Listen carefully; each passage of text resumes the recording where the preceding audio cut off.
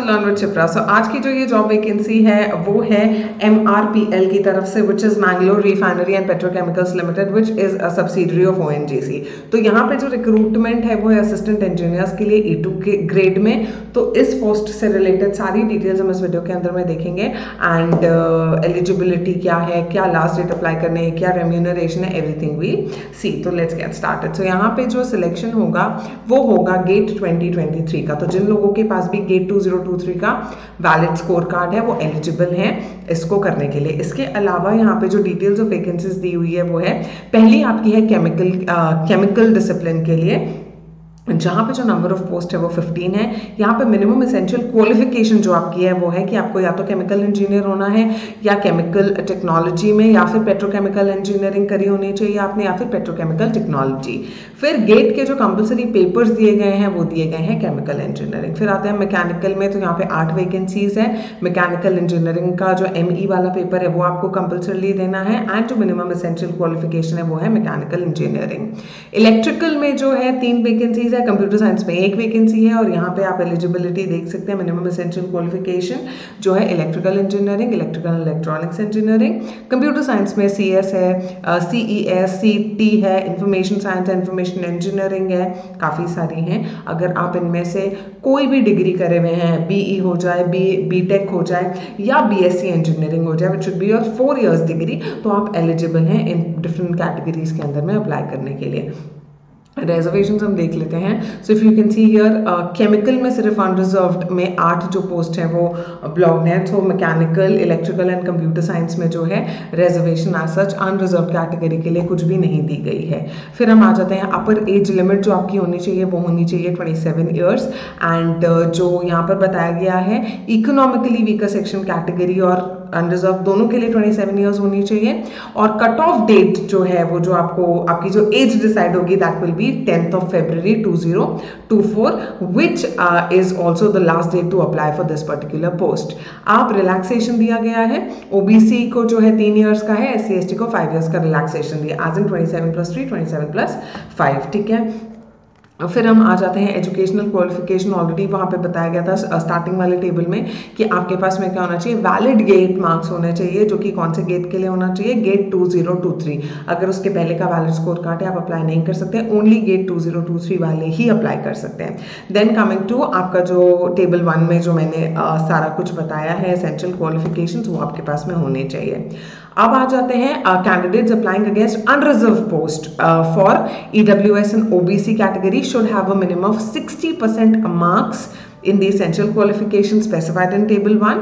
और जो लोग SC ST and benchmark disability वाले लोग हैं उनका जो एग्रीगेट मार्क्स है डिग्री में वो कितना होना चाहिए, 50% होना चाहिए, ठीक है।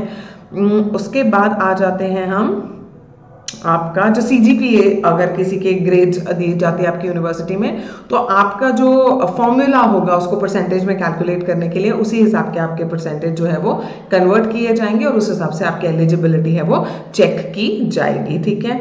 फिर आ जाते हैं हम नेक्स्ट, विच इज आपका 5 इयर्स का अगर इंटीग्रेटेड कोर्स आपने किया है, BE BTech प्लस MTech का इंटीग्रेटेड डुअल डिग्री अगर आपने की है तो वो भी जो है वो क्या कर सकते हैं, उनको थोड़ा जो वेटेज है वो दिया जाएगा। फिर इंपॉर्टेंट चीज यहाँ पे बोली गई है, candidates pursuing or completed MTech in any discipline other than those mentioned above for being eligible must have completed BE BTech या फिर BSc इंजीनियरिंग आपको कंप्लीट करनी मस्ट है, और वैलिड गेट स्कोर कार्ड भी आपके पास में होना जरूरी है। उसके अलावा अगर ME MTech है तो एज सच अलग से आपको यहाँ पे कोई वो नहीं मिलेगा, ठीक है, क्योंकि मिनिमम एसेंशियल क्वालिफिकेशन वो आपको क्लियर आपके पास होनी चाहिए with the said marks. Then as if candidates pursued integrated ME MTech program and is awarded 2 separate degree, BE BTech भी है आपके पास, ME MTech का अलग अलग आपने अगर किया हुआ है तो आपका ऑब्वियसली BE BTech में जितने परसेंटेज होंगे वही आपके जो है कैलकुलेट किए जाएंगे, MTech से उनको कोई मतलब नहीं रहेगा, ठीक है। फिर if a single degree ME MTech is awarded to the candidate at the end of integrated ME MTech program, the consolidated marks obtained by the candidate at the end of integrated program will be reckoned for deciding the eligibility. तो वही बोल रहा है कि अगर आपने एक ही degree करी है ME MTech जो इंटीग्रेटेड कोर्स किया, तो लास्ट में जो आपका आएगा पूरे 5 साल के बाद में वो कंसिडर किया जाएगा, ठीक है। फिर उसके बाद में नेक्स्ट हम आ जाते हैं आपकी इधर पे में। सो पे जो है वो आपका प्रोबेशन एंड एमोलमेंट्स तीनों चीजें देखेंगे। तो स्टार्टिंग जो बेसिक पे रहेगी वो आपकी रहेगी कितनी, 50,000। स्केल ऑफ पे वुड रेंज फ्रॉम 50,000 टू 1,60,000। तो सीटी से आपको अप्रॉक्सीमेटली 16 से 18 लाख पर एनम का बनेगा। यहाँ पे जो है आपको ट्रेनिंग कम प्रोबेशन पीरियड में रखा जाएगा, जो कि कंपनी के रूल्स के हिसाब से होगा। और इन एडिशन टू बेसिक पे डीए हो गया, एचआरए हो गया, टाउनशिप एकोमोडेशन हो गया, ये सारी चीजें जो हैं आपको प्रोवाइड की जाएंगी कंपनी के रूल्स के हिसाब से।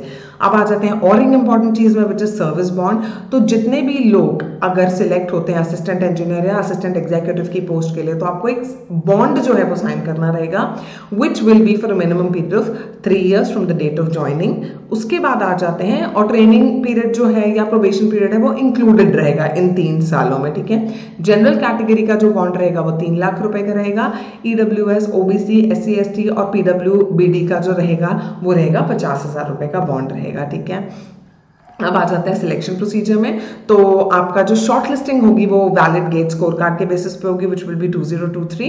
फिर उसके बाद आपका ग्रुप डिस्कशन होगा, फिर आपका इंटरव्यू होगा। अब कंपनी चाहे तो इनमें से कुछ चीजें ऐड कर सकती हैं, कुछ चीजें डिलीट कर सकती हैं। उसकी इंफॉर्मेशन आपके पास काफी एडवांस में पहुंच जाएगी अगर ऐसे कुछ चेंजेस होते हैं तो। Then is short listing candidate जो होगा, GDPI will be done based on the marks obtain by them out of 100 in the GATE 2023। Marks of any previous grade मैंने पहले ही बता दिया, कंसिडर नहीं होगा। फिर आपको जो है 1:5 के रेशियो में बुलाया जाएगा। सो एक पोस्ट के पीछे 5 कैंडिडेट्स को बुलाया जाएगा GDPI के लिए, ठीक है।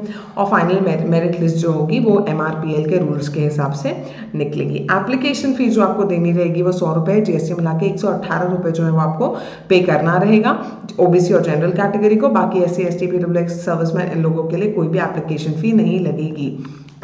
Last date to register would be 10th of February। 12 तारीख से ये स्टार्ट हो चुका है। 10th of February शाम को 6 बजे तक का समय है आपके पास में अप्लाई करने के लिए। तो आप मतलब वेल इन एडवांस आपको अप्लाई कर देना चाहिए, लास्ट मोमेंट के लिए आपको नहीं छोड़ना चाहिए चीज़ें।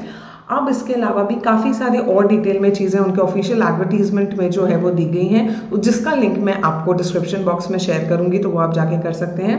इसके अलावा अगर आप इंटरव्यूज़ के लिए प्रिपेयर कर रहे हैं तो मेरे चैनल पे एक इंटरव्यू प्रिपरेशन सीरीज चालू हुई है, जहाँ पे सारे वीडियोज़ एक दूसरे से इंटरकनेक्टेड है। तो अगर आप चाहें तो उस इंटरव्यू प्रिपरेशन सीरीज को भी फॉलो कर सकते हैं। तो आपको इंटरव्यू में खुद को प्रिपेयर करने के लिए डेफिनेटली एक वे मिलेगा, and that is going to be very structured. So I will see you guys super soon with more content on the job update and also on the interview preparation series. So all the very best and keep learning with Shipra. Bye bye, take care.